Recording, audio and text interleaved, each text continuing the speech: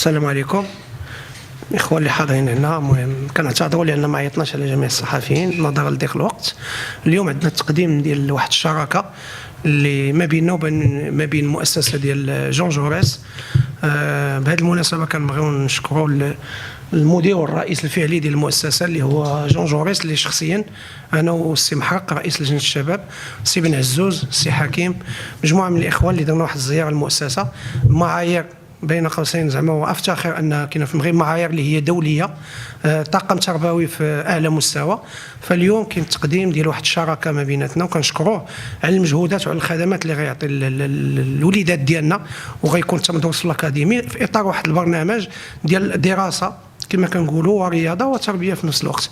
وكنطلبوا من السي الحاج ابراهيم النعناعي اللي بالمناسبه هو منخرط نادي الرجاء الرياضي، كنبغيو نشكروه باش يقدم لنا المشروع، واللي غيكون فيه حتى واحد كما كنقولوا اضافه اللي غتكون نوعيه في المغرب، ويكون واحد السونتر قائم بذاته ديال تعليم اللغات العربيه، الفرنسيه، الانجليزيه بالنسبه للاعبين اللي كاينين هنا، وغيكون في اطار اللي هو معترف به من طرف الاكاديميات ووزاره التربيه الوطنيه. بالنسبه للشراكه اللي غتجمع مجموعه مدارس جون جوريس باكاديميه ديال الرجاء، هي واحد الشراكه اللي كتجسد بالفعل الدور ديال الاكاديميه اللي متعارف عليه. الدور الاكاديميه هو انه يكون عنده دور رياضي وتربوي في نفس الوقت.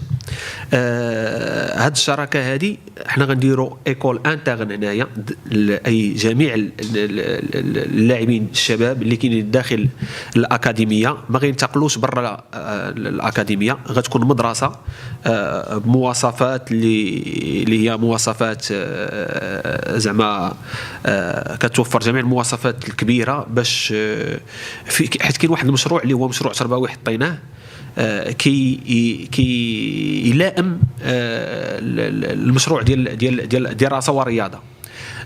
غتكون غيديبلاصاو الاساتذه لعند هنايا، وغيدار دي كلاس اللي غيكون لي كلاس ديال نافيام اني وطرون كومان وبريمير اني باك ودوزيام اني باك، وتحت اشراف اللي غتكون تحت اشراف المدراء ديال مؤسسه جون جوريس. بالاضافه اننا غنديروا سونتر دو لونغ بالنسبه للتلاميذ وبالنسبه للوليدات اللي ما كيقراوش، يتوفر لهم. مع حنا عندنا شراكات مع المركز الثقافي الفرنسي السي سي اف ومع بريتيش كانسل، باش حتى الوليدات اللي توقفوا من الدراسه ديالهم انهم يستافدوا من دروس ديال اللغات. الهدف هو ان هاد الوليدات هادو يتوفر لهم واحد المناخ تربوي ومناخ رياضي مناسب.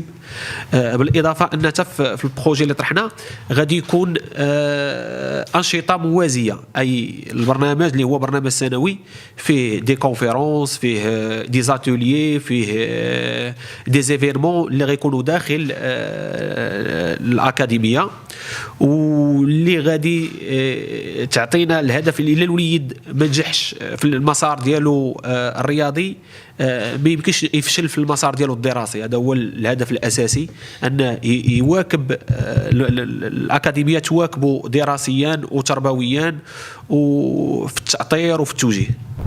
إذن اليوم نادي الرجاء الرياضي في إطار استكمال يعني الأوراق المفتوحة يعني بعد قدوم المكتب المديري الجديد، والورش الكبير والأهم بعد الفريق الأول بطبيعة الحال اللي هو الورش ديال الأكاديمية. مشكورين الإخوان يعني أعضاء المكتب المديري، السي محرق رئيس لجنة الشباب والسي عبد الله الإبراهيمي والسيد المدير المؤسسة التعليمية جون جوريس. أنا غنتكلم معاه بالصفة ديال المدير المؤسسة من غير الصفة أنه منخرط ورجاوي وابن الفريق. أولا مشكور على المبادرة ومشكور على الشراكة اللي دارت مع نادي الرجاء الرياضي. كيف ما قال اليوم هذه الأكاديمية ماشي مركز إيواء، ماشي فندق. اليوم أكاديمية هي أكاديمية مثل جميع الأكاديميات في العالم، سبوريتود يعني دراسة ورياضة، واستكملناها اليوم بهذه الشراكه. كيف ما قال لك فهي داخله حتى في الاطار يعني مع وزاره التربيه والتعليم، ومعترف بها. الوليدات ديالنا غادي يقراو، وغادي يستكملوا الدراسه ديالهم، لان الاشكال اللي كاين اليوم اللي كنلقاو حنا مع اللاعبين سورتو مع الاطفال ديال يو 15 والاو 16 والاو 17 وحتى الاي 18، يعني الموضوع ديال الدراسه ديالهم متتمه ويكملوا المسائل ديالهم الدراسيه. اليوم بهذه الشراكه كنظن بان الحمد لله غادي يتفتحوا امامنا افاق جديده للاعبين جداد. مساله اخرى كما قال الاخ، غنفتحوا حتى على التحكيم، غيكونوا مبادرات او دراسات ديال التحكيم، وغادي يكونوا ناس ديال التحكيم هنايا. ولما لا ان اللاعبين حتى الا ما توفقش على المستوى الكروي ويمشي على المستوى الدراسي كذلك، غندخلوا حتى الخانه ديال التحكيم. وشفنا ان نجحات في اكاديميات اخرى، وغادي تكون واحد الشراكه جديده اخرى ثانيه مع الاخوان اللي في التحكيم، باش حتى الى اللاعب ما استطاعش انه يكون لاعب كره القدم او ما يقدرش يقرا، فهو لما لا انه يمشي للمهنه ديال التحكيم. اذا هذه كما قلت فهي داخله في الاستراتيجيه ديال النادي، والحمد لله يعني مازال اشياء جديده وافكار جديده باش الفريق يزيد القدام. وشكرا.